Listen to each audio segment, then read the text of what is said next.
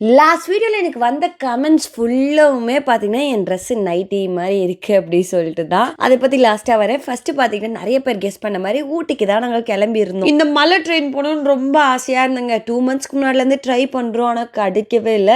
நம்ம இப்ப தான் ரீசென்ட்டா நெறைய விஷயங்கள் கத்துக்கிட்டேன். மேபி நெக்ஸ்ட் டைம் கண்டிப்பா இந்த ட்ரெயின்ல போறோம். முன்னாடி நாளே தூங்கவே இல்ல. ட்ரெயின்ல வரப்பயே வெண்பா அழவே கூடாது அப்படின்றனால நான் தூங்கவே இல்ல. அப்பப்போ எழுந்து ராக் பண்ணிட்டே இருந்தேன். ஏன்னா அவ கன்டினியூஸா தூங்குறது முக்கியம். நான் வெளிய போனா கார்ல கூட அப்படிதான் பார்த்தீங்கன்னா, ராக் பண்ணி அப்படியே தூங்க வச்சுட்டே இருந்தேன்.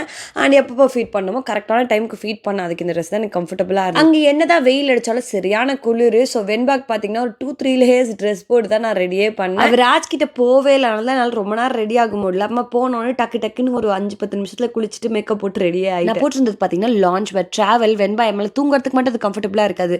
ஜிப்பர் இல்லாதனால டக்குன்னு ஃபீட் பண்ணலாம். அதை வச்சு நீங்க கவர் பண்ணிக்கலாம். நல்ல கவரேஜ்லாம் இருக்கும். அதுக்காக தான் அதை வேர் பண்ணேன். நிறைய பேருக்கு பிடிக்கலன்னு எனக்கு புரியுது. ஆனால் என் பேபி கம்ஃபர்ட் தான் எனக்கு முக்கியம். வரட்டா